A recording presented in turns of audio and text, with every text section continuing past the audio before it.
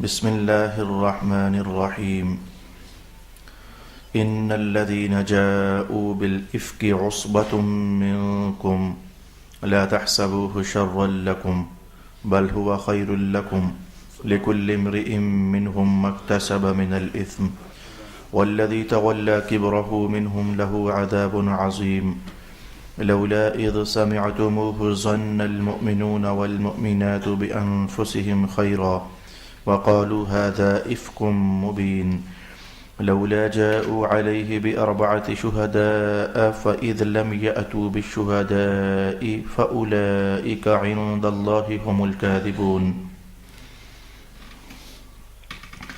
ولولا فضل الله عليكم ورحمته في الدنيا والآخرة لمسكم فيما أفضتم فيه عذاب عظيم صدق الله مولانا العظيم الصلاة والسلام عليك يا سيدي يا رسول الله الصلاة والسلام عليك يا سيدي يا حبيب الله الصلاة والسلام عليك يا سيدي يا شفيع المذنبين وعلى آلك وأصحابك يا سيدي يا رحمة للعالمين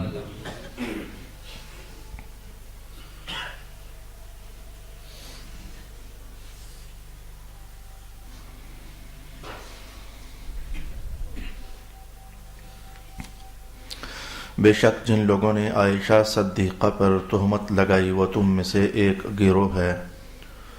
تم اس تہمت کو اپنے لیے شر نہ سمجھو بلکہ وہ مآل کے اعتبار سے تمہارے لیے بہتر ہے۔ اس گروہ میں سے ہر فرد کے لیے وہ گناہ ہے جو اس نے کمایا، اور جس شخص نے ان میں سے اس تہمت میں سب سے بڑا حصہ لیا ان کے لیے بہت بڑا عذاب ہے۔ جب تم نے اس تہمت کو سنا تو مومن مردوں اور مومن عورتوں نے اپنوں کے متعلق نیک گمان کیوں نہیں کیا، اور یہ کیوں نہیں کہا کہ یہ تو کھلا ہوا بہتان ہے؟ تہمت لگانے والے اس تہمت پر 4 گواہ کیوں نہ لائے؟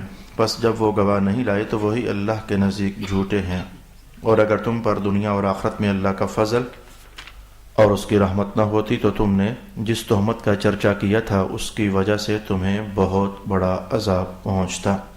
صدق اللہ مولانا العظیم۔ اللہ رب العالمین نے اس تاریخی واقعہ کو جس کی گزشتہ 2 نشستوں میں سرگزشت ہم نے سماعت کی، جس کا حاصل کلام اور لب لباب اتنا تھا کہ منافقین مدینہ نے غزوہ بنی مستلق سے واپسی پر حضرت سیدہ عائشہ رضی اللہ عنہا کی ذات اقدس پر حضرت صفوان ابن معطل کے ساتھ گناہ کرنے کی تہمت لگا دی۔ منافقین مدینہ نے اس بات کو بڑی ہوا دی۔ مہینہ بھر مدینہ شریف کی گلیوں کے اندر یہ آواز گونجتی رہی۔ جناب سیدہ عائشہ کو اس بات کی اطلاع تک نہیں تھی۔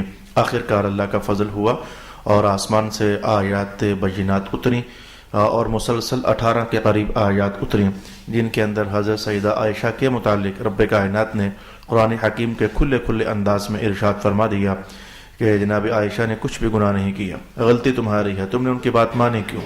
اب پورا رکوع جو ہے اس کے اندر قرآن تنبیہات ہیں، مسلمانوں کے ایمان کو جھنجھوڑنا ہے، ان کے لیے کچھ فہمائش ہے، ان کے لیے آئندہ زندگی کا لائحہ عمل ہے، ان کے لیے یہ کہانی بیان کی گئی ہے کہ کم از کم خاندان نبوت کے معاملے میں تو تمہیں ایسی روش اختیار نہیں کرنی چاہیے تھی، کم از کم یہاں تو تمہارا رویہ کچھ ایسا ہونا چاہیے، تم نے یوں کیوں نہ کر لیا، تم نے معاملے کی جانچ پڑتال کیوں نہ کر لی، تم نے یہ سوچ کیسے لیا؟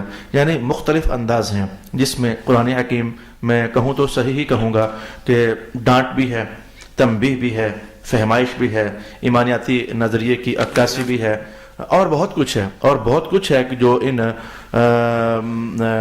ان الفاظ کے اندر، قرآن حکیم کے الفاظ کے اندر سیکھا جا سکتا ہے اور سمجھا جا سکتا ہے۔ مثلا ایک لفظ میں بھی بعض اوقات اس رکوع کے اندر ایسا ہوا ہے کہ رب کریم نے ایک لفظ کے اندر بھی وہ ساری کہانی کو بیان کیا، ایک لفظ کے اندر بھی، یعنی بڑا اہم ترین عنوان تھا۔ آگے جا کر آپ محسوس کرو گے رب کائنات نے صاف صاف یہ فرما دیا، خاندان رسول کا معاملہ تمہارے نزدیک ایک عام سی بات ہے، کوئی خاص بات ہی نہیں ہے، تم اسے عام سمجھتے ہو تو سمجھتے رہو، ڈانٹ تو سب کے نام ہے لیکن زیادہ زور تو منافقین مدینہ کے لیے ہے، تم خاندان نبوت کے عنوان کو عام سا عنوان سمجھتے ہو، فَهُوَ عِندَ اللَّهِ عَظِيمٌ، اللہ کے نزدیک یہ بہت بڑا عنوان ہے۔ نبیوں کے گرانوں کے اوپر انگلی اٹھا دینا اور نبی کے گھر والی ہستی کے اوپر ایسے اعتراض کر دے بہت بڑی بات ہے. تمہیں اس کے بڑا ہونے کا اندازہ یا احساس ہے یا نہیں ہے یہ ایک الگ کہانی, لیکن اللہ کے ہاں تو یہ بہت بڑی بات ہے. الغرض میں نے لب لباب کے طور پر اور ایک ایک لفظ ایک ایک جملے کے اندر بتایا کہ یہ رکوع منافقین کے لیے بڑا بھارا ہے اور ایمان والوں کے لیے بڑا زور آور ہے, بڑے پیغامات ہیں, بڑے ایمانیاتی پہلو ہیں. مثلا اب ہم ان میں غور و فکر کرتے ہیں کہ کیا, کہاں, کیسے رب کریم نے ارشاد فرمایا. پہلا لفظ دیکھیے, ان الذین جاءوا بالافک. اس واقعہ کا نام واقعہ افک ہے. افک, قرآن پاک نے اس کا نام افک رکھ دیا, حالانکہ تہمت یہ عربی کا لفظ ہے, تہمت عربی زبان کا لفظ ہے, تہمت نام نہیں رکھا, کہا یہ واقعہ افک ہے. یہ ان الذین جاءوا بالافک, اچھا ترجمہ یہی کیا گیا کہ بے شک جن لوگوں نے تہمت لگائی, لیکن کہا نہیں میں تہمت نہیں, میں اسے افک کہوں گا. رب کائنات میں اسے افک کہوں گا, اس واقعہ کو میں افک کہوں گا. یہ افک کیا ہوتا ہے میں آپ کو کہوں گا تو ایک بار تو آپ کو یقین نہیں آئے گا کہ ایسا ہو سکتا ہے, اور لیکن معنی آپ کو سمجھنے میں مددگار ثابت ہوگا. آپ ہمیشہ پنکھا چلاتے ہو, یہ پیڈسٹل فین آپ چلاتے ہو, تو آپ کو پتا وہ ایک طرف سے ہوا سک کرتا ہے اور اگلی طرف ہوا تھرو کرتا ہے, ادھر سے ہوا لے کر ہوا آگے پھینکنا شروع کر دیتا ہے. تو کبھی ایسا ہوا نہیں ہے, ویسے ہوا نہیں ہے, ہو سکتا ہے, ہوا نہیں ہے کہ آپ پنکھا لگاؤ تو وہ ہوا آپ کی طرف تھرو کرنے کی بجائے آپ کی طرف سے ہوا لینے لگ جائے اور بیک سائڈ پر تھرو کرنے لگ جائے. کبھی ایسا ہوا نہیں ہے. لیکن اگر وہ پنکھے الٹے کر دیے جائیں, ان کے پر الٹے لگا دیے جائیں, تو اس پنکھے کو کیا ہے, اس نے تو پروں کی ڈائریکشن پر ہی ہوا دینی ہوتی ہے نا. لیکن جو تصویر میں نے آپ کے سامنے لانا چاہیے ذرا اسے سمجھیے گا کہ پنکھے میں نے ویسے تو مفسرین نے پنکھوں کا حوالہ نہیں دیا, انہوں نے ہماری شرقن اور غربن چلنے والی ہواؤں کا حوالہ دیا ہے. وہ کام ذرا لمبا ہو جاتا, اس میں کچھ سائنسی حوالہ جات مجھے دینے پڑ جاتے. میں نے کہا جلدی اس کو نبیڑتے ہیں اپنے عنوان کی طرف بڑھنے کے لیے. ہم نے پنکھا لگایا, پنکھا لگا دیا, یہ اس کا فرنٹ ہے, یہ اس کی بیک ہے, بیک سے ہوا لیتا ہے, فرنٹ کی طرف وہ تھرو کرتا ہے. لیکن اگر کبھی ایسا ہو جائے, افک بتانے لگا ہوں کیا ہے, اگر کبھی ایسا ہو جائے کہ وہ سامنے سے ہوا لینے لگ جائے اور بیک پر تھرو کرنے لگ جائے تو ہوا کو الٹا کر دیا اس نے. تو ہوا کے الٹا کرنے کو جو آج تک ہوا نہیں تھا, جس کے بارے میں تصور بھی نہیں تھا کہ ایسا بھی ہو سکتا ہے, پھر ان جملوں پر غور کیجئے گا, تصور بھی نہیں ہو سکتا تھا کہ پنکھا فرنٹ سے ہوا لے کر بیک میں تھرو کرے گا, سوچا بھی نہیں جا سکتا تھا. تو ہوا یوں چلے جیسے سوچا بھی نہیں گیا تھا. اسے کہتے ہیں افک. افک, ان الذین جاءوا بالافک. اے میرے اللہ تعالیٰ کیا تیرے انتخاب کی شان ہے. تو نے کہا کہ یہ واقعہ افک ہے. مولا مانا کہ خاندان نبوت کے متعلق ایسی بات سوچی بھی نہیں جا سکتی ہے. ان الذین جاءوا بالافک, یہاں تو یہ سوچا بھی نہیں جا سکتا, ہونا تو درکنار ہے. یہ واقعہ وجود میں آ جائے یہ تو بڑی دور کی کہانیاں ہیں. خاندان رسول اللہ کے لیے تو یہ بات سوچی بھی نہیں جا سکتی ہے, تصور میں بھی نہیں آ سکتی ہے کہ یہاں یہ کیس واقعہ ہو سکتا ہے. میں کہوں گا کہ ایمان والے کے کلیجے ٹھنڈے ہو گئے ہوں گے, واہ میرے رب, تو نے جناب سیدہ عائشہ کی شان میں یہ لفظ اتار کر کے تو کیا ان کی عزت افزائی فرمائی ہے کہ جاؤ بالافک کی عائشہ, تو میرے نبی کی زوجہ ہے, تو پرواہ نہ کرتے. رب جو کہہ رہا ہے, یہ جو بدبخت منافق بول رہے ہیں, ایسا سوچا بھی نہیں جا سکتا, ایسا تصور بھی نہیں کیا جا سکتا. رب کائنات نے گواہی دی ان کی شان عزت کے حق میں, اور ایک لفظ کے اندر ساری کہانی کو ملیا میٹ کر کے رکھ دیا کہ انہوں نے کیسے بدبختوں نے تہمت اڑا دی. یہ اس لفظ کا زور میں نے آپ کو بتانے کے لیے میں یہاں 2-2.5-3 منٹ کے رکا ہوں کہ نام ہی اس کا واقعہ افک ڈال دیا گیا, یعنی جو کہہ رہے ہو اس کا تو تصور بھی نہیں ہو سکتا ہے. ان الذین جاءوا بالافک, بے شک وہ لوگ جنہوں نے افک کیا ہے. اب افک کی حقیقت جاننے کے بعد کہ یہ کیا شے ہوتی ہے, اب اگر اس کا ترجمہ ہم کر لیں کہ تہمت کے اندر یہ معنویت نہیں ہے اصل میں.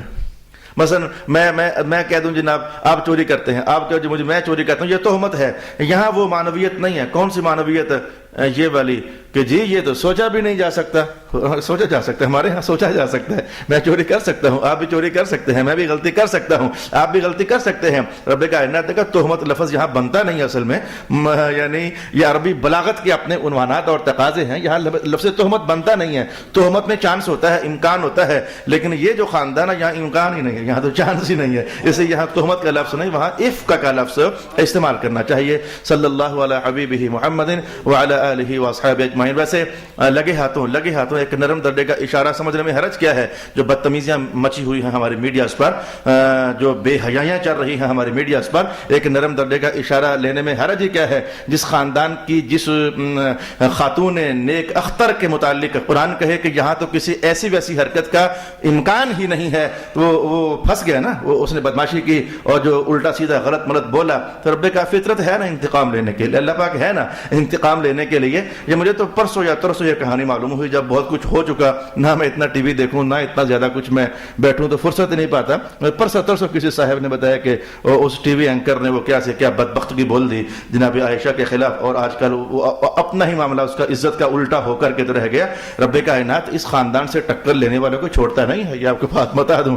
حضور کی آل کا مسئلہ ہو، حضور کے صحابہ کا مسئلہ ہو، حضور کی ازواج کا مسئلہ ہو، سرکار دو عالم علیہ الصلوۃ والسلام کی ذات اقدس کا مسئلہ ہو، جہاں اگر کوئی بندہ کسی بھی انداز میں دھیما اور سستا لہجہ اختیار کرتا ہے تو فطرت کے کوڑے اور تازیانے مار مار کر اس کی پیٹھ لال کر دیتے ہیں، اور اس کی نسلوں تک کو یاد رہتا ہے کہ دوبارہ کبھی اس خاندان کی طرف ٹیڑھی نظر سے دیکھنے کا سوچنا بھی نہیں ہے۔ ارشاد گرامی ہوا ان الذین جاءوا بالافک، بے شک جن لوگوں نے افک لے کر آئے۔ اچھا جاؤ یہ لفظ پھر دیکھیں، میں نے کہا غور و فکر کریں تو انتخاب الفاظ میں بڑا حسن ہے۔ لے کر آئے، یہ معاملہ ہے ہو کوئی نہیں تھا، باہر سے کہیں سے لے کر آئے تھے، سوچو بچار بنا کر آئے تھے کہ ایسا کریں گے، معاملہ ہوا ہی نہیں تھا، جاؤ لے کر آئے تھے، ہونا واقعہ کا اور شے ہے، اور ایسے باہر سے کوئی لے کر آ جانا یہ معاملہ ہی کوئی اور ہے۔ ان الذین جاءوا بالافک عصبۃ منکم لا تحسبوه شرا لکم۔ محبوب ایک دم تکلیف بڑی ہوئی ہے ذہنوں کو، میں رب جانتا ہوں، ان ربک یعلم، آپ کا رب جانتا ہے، تکلیف ہوئی بڑی ہے۔ مدینہ کے ماحول میں مسلمانوں بھی بڑی پریشانی کا مہینہ انہیں گزارنا پڑا ہے، لیکن اب ہم کہتے ہیں، ہم رب کہتے ہیں لا تحسبوه شرا لکم، یہ جو ہو گیا ہے اسے آپ برا مت سمجھیں، بہت اچھا ہو گیا۔ لا تحسبوه شرا لکم، جو واقعہ ہو گیا نا یہ برا نہیں ہوا، بہت اچھا ہو گیا۔ بل هو خیر لکم، بہت اچھا ہو گیا، بلکہ یہ تو بہت خیر ہو گیا۔ اور یہ جملہ واقعی سمجھنے والا ہے بھائی۔ وہ جناب عائشہ کے خلاف، رسول اللہ کی زوجہ کے خلاف تہمت لگا دی گئی، رب کائنات نے کہا اسے برا مت سمجھیں، خیر لکم، یہ بہت اچھا ہو گیا، یہ اچھا ہو گیا ہے، برا نہ سمجھے۔ ایک دم سے تو برا لگ رہا ہے بھائی، انسانی سوچ، انسانی فکر، انسان اسی درجے میں رہ کر سوچ سکے گا نا جو بیچارے کا درجہ ہے۔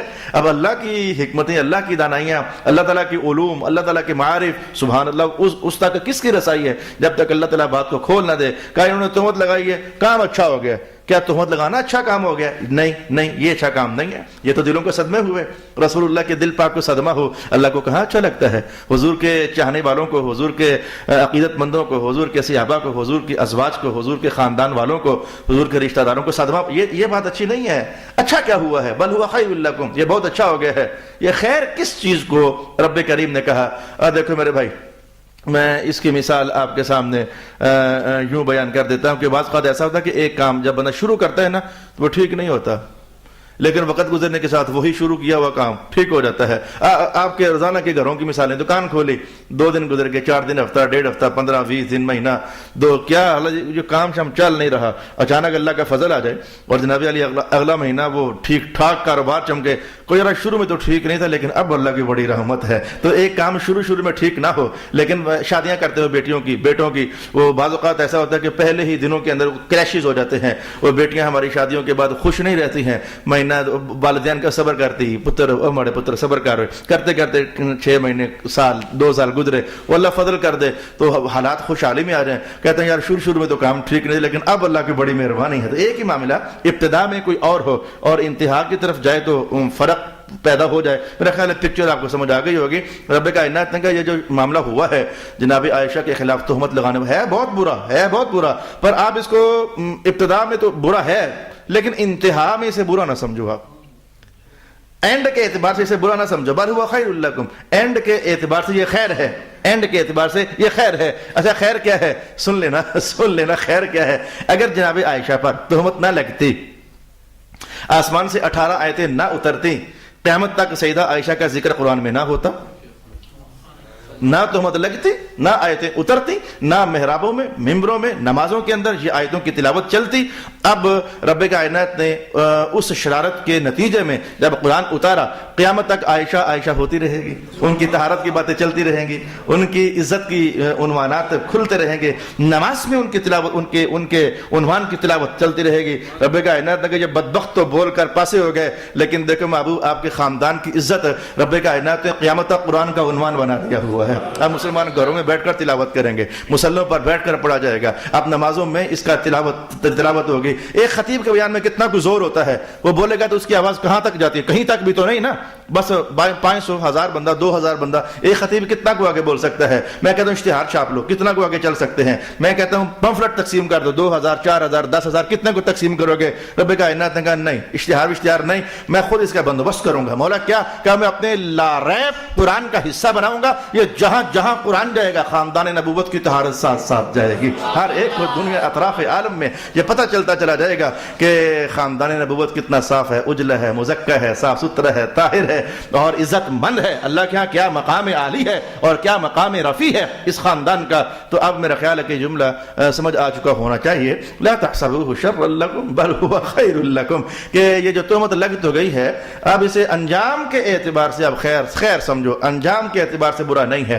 اب یہ تو تاریخی حوالہ پورا ہو گیا، لیکن میں آپ کی تسکین قلب کے لیے کہنے لگا ہوں قرآن کی صداقت کبھی بھی میلی نہیں ہو سکتی، یہ بات یاد رکھ لیں، قرآن کی صداقت کبھی بھی میلی نہیں ہو سکتی۔ سرکار دو عالم کے بعد کوئی بھی نبی نہیں اور آج بھی نبی نہیں، قیامت تک بھی کوئی نبی نہیں ہوگا۔ اب جس کو بھی بننا ہے نبی کا غلام ہی بننا ہے، یہ فائنل بات ہے۔ لیکن اس آیت کا فیض میں آپ کو بتا دوں، آپ نے اپنی زندگی میں ہزاروں بار دیکھا بھی ہوگا، آپ آخر اسی دنیا میں رہتے ہو، کوئی پچھلی کہانیاں بھی سنی ہوں گی، ممکن ہے کوئی آپ کے ساتھ بھی ایسا ماجرا پیش آیا ہوگا، اور اگر آیا ہے تو ایسا ہوتا ہوگا، ہوتا ہے اور ہوتا رہے گا۔ کیسا؟ کہ ہر انسان کی زندگی میں ایسا ہوتا ہے، دو چار پھولوں کے ہار ڈالنے والے ہوتے ہیں، محبت کی صدا دینے والے ہوتے ہیں، دو چار گالیاں نکالنے والے ہوتے ہیں، دو چار ایمی اڑنگے دینے والے ہوتے ہیں، دو چار کوئی تہمتیں لگانے والے ہوتے ہیں۔ یاد رکھنا رب کائنات نے کہا تہمت گزرنے کا زمانہ جو ہے ایک دم لگتا بڑا شر والا ہے، بڑا خراب لگتا ہے، عزتیں پائمال ہوتی ہیں، شخصیتیں ٹوٹتی ہیں، کردار بکھرتے ہیں، بندہ ذلیل ہوتا ہے، رسوائی محسوس کرتا ہے۔ یہ جب تہمت لگ رہی ہوتی ہے کسی بندے پر بھی، خاندانی دنیا میں، محلے کی دنیا میں، شہر کی دنیا میں، کہیں بھی جب تہمت کا عنوان آگ لگی ہوتی ہے تو بڑا مشکل ہوتا ہے اس وقت بندے کا دنیا کے ساتھ فیس کر کے جینا۔ لیکن رب کریم نے یہ بتا دیا کہ جب تہمت لگتی ہے نا تو شروع میں کام واقعی بڑا خراب لگتا ہے، لیکن وقت گزرنے دو۔ اللہ نے بھی یہ اہتمام رکھا ہوا ہے کہ دنیا کی تہمتوں کا پول ادھر ہی کھول کے رکھے گا، اور آخر کار سچ کہانی، حقیقت کہانی وہ پتہ چل جاتا ہے۔ تو کہیں خاندانوں میں آپ نے دیکھا، آپ جملہ سنا ہوگا، آخر کار ماوے اور کی پتہ لگ ہی گیا، پھر جو آخر کار پتہ لگ ہی گیا،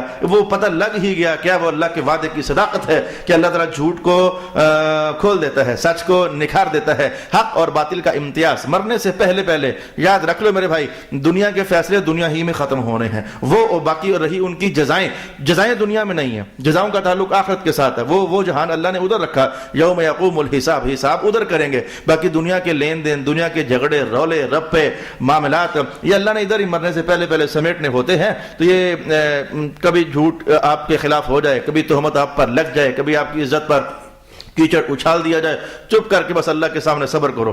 رسول اللہ علیہ السلام نے مہینہ بھر صبر فرمایا تھا، جناب عائشہ نے مہینہ بھر صبر فرمایا تھا۔ آج مجھ پر، آپ پر، ہم سب مسلمان پر وہی نہیں اترے گی، بھائی نبی کوئی نہیں ہے، وہی نہیں اترے گی، لیکن اللہ کی رحمت تو اتر ہی سکتی ہے نا، اللہ کی مدد تو اتر ہی سکتی ہے نا، اللہ کی طرف سے نصرت اور تائید تو بندے کی شامل حال ہو سکتی ہے نا۔ اللہ کی طرف رجوع کرنا، مجھے پھر وہ جملہ یاد آتا ہے جو پچھلی بار بھی پتہ نہیں میں نے جمعرات کو کہیں بول دیا تھا یا جمعے کو کہیں بول دیا تھا، شعر مجھے آتے ہوتے نہیں ہے، لیکن وہ مجھے میرے استاد گرامی سے ملاقات ہوئی چند دن پہلے، حضرت علامہ پیر سید ریاض حسین شاہ صاحب دامت برکاتہم القدسیہ، تو کہنے لگے یار یہ صوفیاء کا مشرب بڑا واہ مشرب ہے۔ میں نے کہا جی کیا مشرب ہے؟ کہنے لگے بلے شاہ صاحب نے کیا بلیا تینو کافر آکھن تو آہو آہو آکھ، یعنی آگے سے الجھ مت، آگے سے بحث مت، اگر تجھے کہتے نا بلہ کافر ہے تو کہنے والے کو کہہ دے کہ آہو آہو یار تو خوش رہ، میرے اللہ کو پتہ ہے کہ کون ایمان والا ہے اور کون کافر ہے۔ تو یہ دنیا کے اندر کوئی آ کر بچ کر گیا ہو، یہ کبھی ہوا نہیں ہے، لیکن ایمان والوں کو قرآن کی صحبت میں بیٹھنے کا یہ فیض تو کم از کم میسر ہونا چاہیے نا، کہ ان کی اعتقاد سازی ہو جائے، ان کا عقیدہ مضبوط ہو جائے، ان کا نظریہ راسخ ہو جائے کہ اللہ تعالیٰ تعالیٰ ہے نا جو مدد کرنے کے لیے. اس نے کہا چپ رہنا, صبر کرنا, صبر کرو گے تو میری مدد تمہارے ساتھ آ جائے گی. یا ایھا الذین آمنوا استعینوا بالصبر والصلاۃ ان اللہ مع الصابرین. اچھا, اس کے بعد پھر رب کائنات نے کہا یہ تو معاملہ ہو گیا محبوب آپ کا, یہ جو ہونا تھا آخر کار بہت اچھا ہو گیا. جو ہونا تھا انہوں نے اشارہ تو کر دی لیکن آخر کار بہت اچھا ہو گیا. بات سمیٹنے کے بعد رخ خطاب پھیرا, عنوان بدلا, اور عنوان بدل کر کے تو قرآن حکیم نے اپنے سے انداز میں کہا ادھر تو جو ہونا تھا ہو گیا, خیر چلو. لیکن بات ہے کہ جن لوگوں نے یہ کاروائی کی ہے ان کا کیا حال ہے, جن لوگوں نے یہ کاروائی کی ہے ان کا کیا بندوبست ہے. اب قرآن جلال میں آ گیا اور کہنے لگا لِكُلِّ امْرِئٍ مِّنْهُمْ مَا اكْتَسَبَ مِنَ الْإِثْمِ.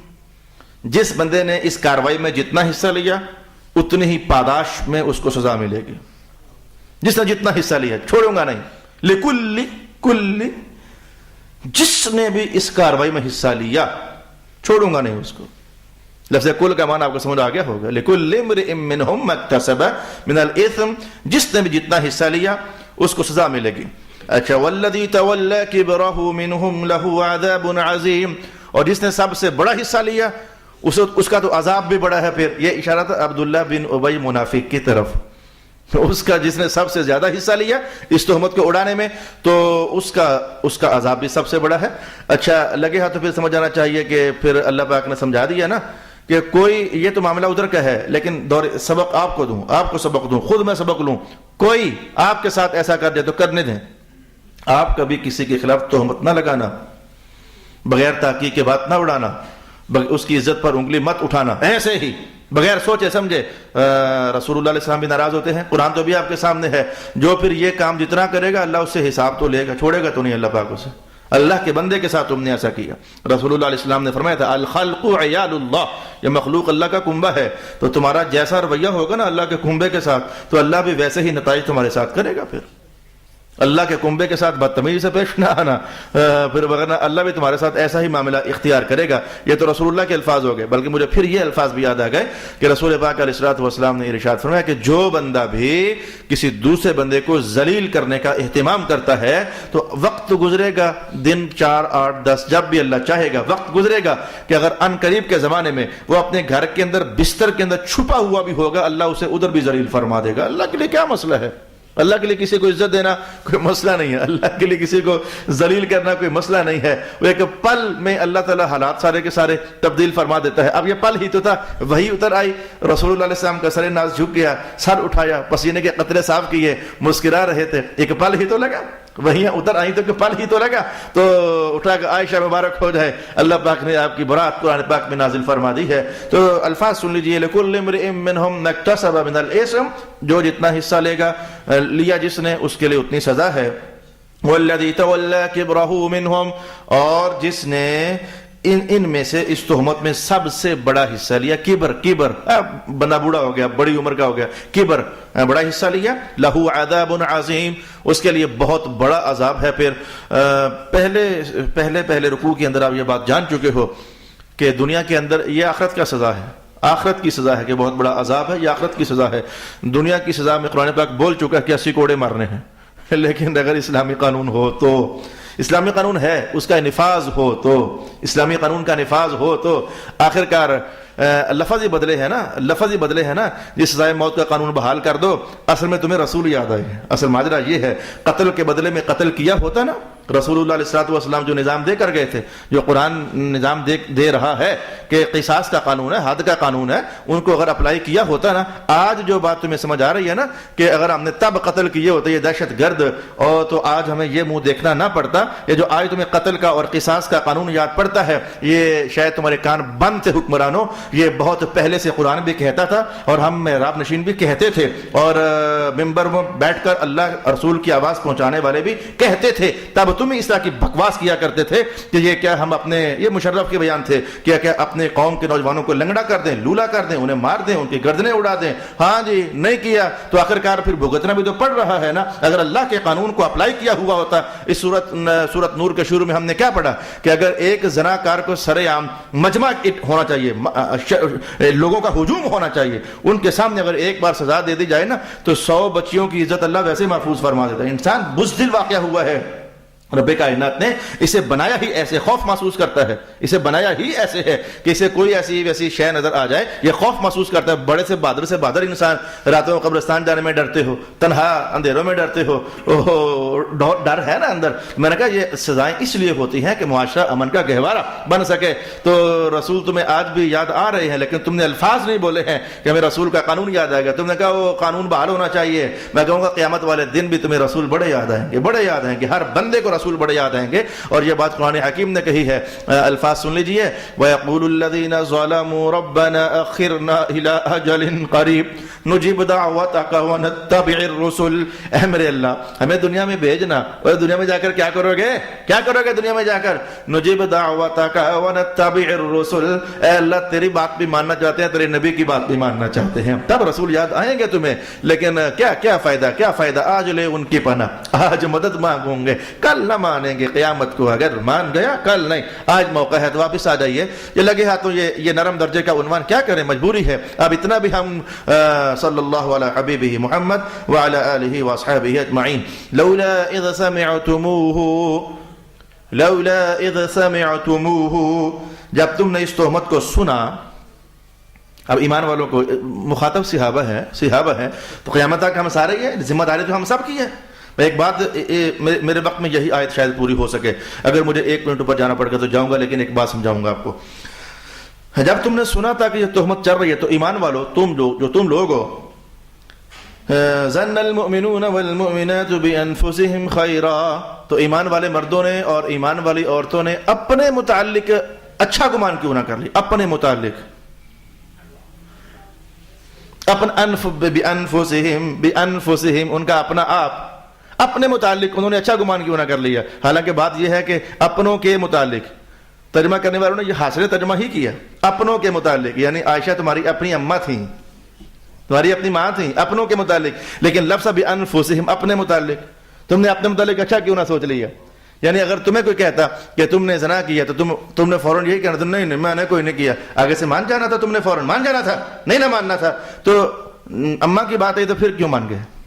حالانکہ مسلمانوں کی دنیا میں صرف 2 مسلمان تھے، 2 مرد اور 1 خاتون، وہ بھی مکمل نہیں، ایسے لہر جسے کہتے ہیں کہ چھو گئی، وہ 7 لہر چھو گئی، وہ اتنی زیادہ آندھی اور طوفان تھی کہ کچھ غبار پڑ گیا، بہت زیادہ نہیں۔ حضرت حسان تھے، حضرت مستح تھے، اور جناب حمنہ تھیں، یہ 2 مسلمان صحابی اور 1 صحابیہ۔ نرم درجے میں شاید کہیں یہ کیا ہو گیا، بس آپ محسوس کر گئے کہ بہت زیادہ نہیں۔ تو رب کائنات نے کہا تم نے یہ کیوں نہ سوچا کہ ہم نے ایسا نہیں کیا، حالانکہ کہنا تھا کہ ہماروں نے ایسا نہیں کیا، ہماری اماں نے ایسا نہیں کیا، تم نے ایسا کیوں نہ سوچا۔ ایک تو یہ آیت ہے، اور ایک 6 سپارے کی آیت ہے جس کا عنوان میں وہ آپ کو سناتا ہوں، جس کا عنوان حاصل یہ ہے کہ رب کائنات یہ سمجھاتا ہے کہ نبی ہوں یا نبی کے گھر والے ہوں، ان کی عزت کا جب معاملہ ہو نا تو اسے ان کا نہ سمجھا کرو، ان کا تو ہے ہی ہے، سمجھو یہ تمہاری عزت کو خراب کر رہا ہے کوئی، یہ تمہارا اپنا معاملہ، اس کو اپنا معاملہ سمجھا کرو۔ نبی کی حرمت کا معاملہ اپنا معاملہ سمجھا کرو۔ اپنا سمجھنے کا معنی یعنی یہ ہماری عزت ہے، یہ نہیں، یعنی جیسے کوئی تمہاری عزت پر حملہ کرتا، جو تمہیں دکھ لگتا تو کم از کم اتنا تو سمجھو نا، اگر تمہارے نبی کی عزت پر کوئی انگلی اٹھا رہا ہے تو سمجھ جاؤ کہ تمہارے اوپر کوئی انگلی اٹھا رہا ہے، تو جو کاروائی تم نے کرنی تھی کرو نا، اب وہ تمہارا اپنا معاملہ ہے، تمہاری اپنی ماں ہے، تمہارے اپنے نبی ہیں، انہیں تم نے بیگانہ سمجھا ہوا ہے۔ تمہیں کوئی گالی مارے فوراً جواب کوئی نہ کوئی ایکشن تو لیتے ہو، کوئی نہ کوئی ایکشن تو کرتے ہو نا۔ تو تمہارے ساتھ کوئی غلط رویے سے پیش آئے تو رسول تمہارے سے جدا ہے کیا؟ وہ تمہارے اپنے ہیں۔ النبی اولیٰ بالمؤمنین، وہ تم سے زیادہ قریب ہیں تمہارے، تم بھی اپنے اتنا قریب نہیں ہو جتنا نبی تمہارے قریب ہے، تو ان کے معاملے کو جدا سمجھو۔ میں نے کہا ایک تو یہی بات یہاں سے، میں 6 سپارے کی آیت جلدی سے کہتا ہوں تاکہ یہ عنوان ذرا مضبوط ہو جائے۔ ایک سرکار دو عالم علیہ السلام ایک سفر سے واپسی پر استراحت فرما، صحابہ اپنی اپنی جگہوں پر، تلوار اپنے مبارک درخت کے ساتھ لٹکائی لیٹ گئے، اور ایک کافر نے موقع جان کر کے تلوار حضور کی پکڑ لی اور تلوار سونت لی اور للکارنے لگا، یا محمد من یقیک منی، کون بچائے گا آپ کو مجھ سے؟ تو رسول اللہ علیہ وسلم نے کمال بے نیازی کے ساتھ کہا اللہ بچائے گا، اور کس نے بچانا ہے؟ اس نے کہا کون بچائے گا؟ آپ نے کہا اللہ بچائے گا۔ اس نے کہا کون بچائے گا؟ آپ نے کہا اللہ بچائے گا۔ آسمان سے جبریل آئے اور انہیں ہاتھ مار کر تلوار گرا دی، اس بندے کے ہاتھ سے تلوار گرا دی، حضور نے پکڑ لی، وہ آپ بتا تجھے کون بچائے گا؟ بتا تجھے کون بچائے گا؟ لگا معافیا مانگنے، حضور نے معاف کر دیا، قتل کرنے سے میرے حضور معاف کرنا. تو میں کہتا ہوں جیسے یہ جملہ اللہ نے میرے دل میں ڈالا کہ میرے حضور تو ایسے منتظر رہتے تھے کہ کوئی موقع بنے اور میں معاف کروں. میرے حضور تو جیسے معافی کچھ اس درجے میں آپ نے رکھی ہوئی تھی کہ موقع بننے کی دیر جا معاف کیا، جا معاف کیا، میں نے کیا انتقام لینا ہے. اچھا واقعہ یہ پیش آ گیا، کوئی ہمارے رسول پر حملہ کر کے قتل کر دینا چاہتا تھا، رب کائنات نے بچا لیا. اس واقعے کو مولا کائنات نے قرآن پاک میں یوں بیان کیا، یا ایھا الذین آمنوا اذکروا نعمت اللہ علیکم، اے ایمان والو اللہ کی اس نعمت کو یاد کرو. کون سی رب؟ اذ ہم قوم ان یبسطوا الیکم ایدیہم، جب ایک قوم تمہیں مار دینا چاہتے تھے اللہ نے ان کے ہاتھ تم سے روک لیے. سوال تو ہے مولا ہمارے ساتھ تو واقعہ پیش ہی نہیں آیا، کوئی ہمارے رسول کو مارنا چاہتا تھا، تو نے ہمارے رسول کو اس سے بچا لیا. اور اس کو بیان یوں کیا جا رہا ہے، جو ہوا اسے بیان نہیں کیا. بیان تو حضور کا تھا، اسے بیان نہیں کیا. جو بیان کیا وہ ہوا نہیں تھا. بیان یہ کیا کہ تمہیں مارنا چاہتا تھا، اللہ نے تمہیں بچا لیا، حالانکہ ہمیں کوئی نہیں مارنا چاہتا تھا اور نہ اللہ نے ہمیں اس سے بچایا. تو مفسرین کرام نے کہا بس سمجھ جاؤ نا، اللہ پاک بتانا یہ چاہتا ہے کہ نبی پر حملہ ہوا، سمجھ جاؤ نبی کی زندگی پوری امت کی زندگی ہوتی ہے.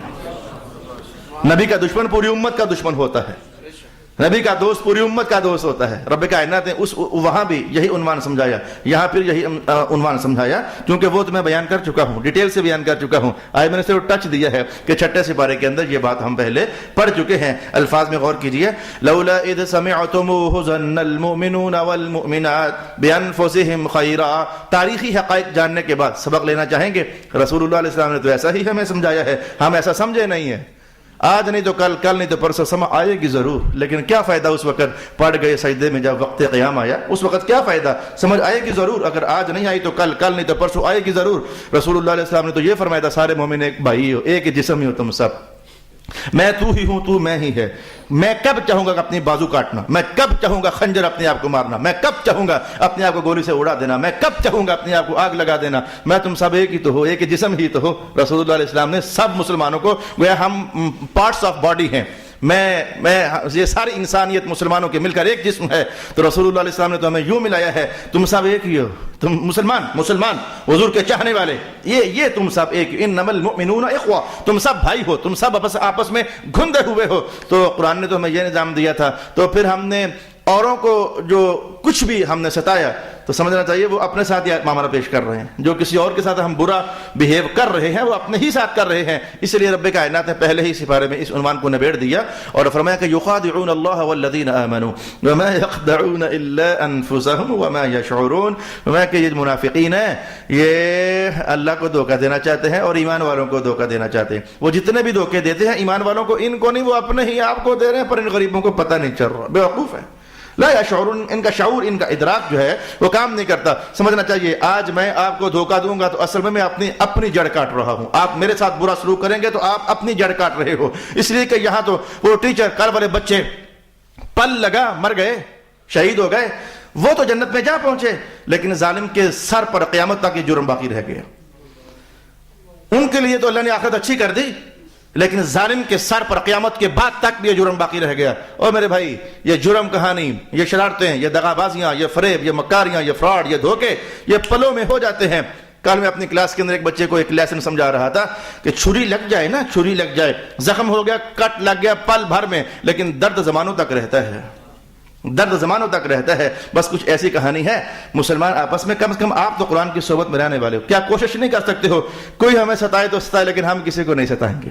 کوئی ہمارے ساتھ برا رویہ کرے تو کرے، ہم کسی کے ساتھ برا رویہ نہیں کریں گے. کرو گے تو قرآن نے کہا وہ تم اپنے ہی ساتھ کر رہے ہو. اس پر وہ برا رویہ، اس کے خلاف کیچڑ اچھالنا، اس کی چوری کرنا، اس کا مال کھا جانا، پلوں میں مال ختم بڑھ گیا، لیکن تمہیں اس کی ٹیس اور درد جو ہے ایک زمانوں تک سہنا پڑے گا، قبر کے اندر سہنا پڑے گا، بروز قیامت سہنا پڑے گا، جس کے لیے حضور کی نگاہیں بھر جاتی پانی سے اور فرماتے ذالک یوم عظیم. جو ادھر آ کر پھنس گیا، کام خراب ہو گیا، یہ تو بہت خطرناک دن ہے، بہت بڑا دن ہے. وآخر دعوانا الحمد للہ رب العالمین.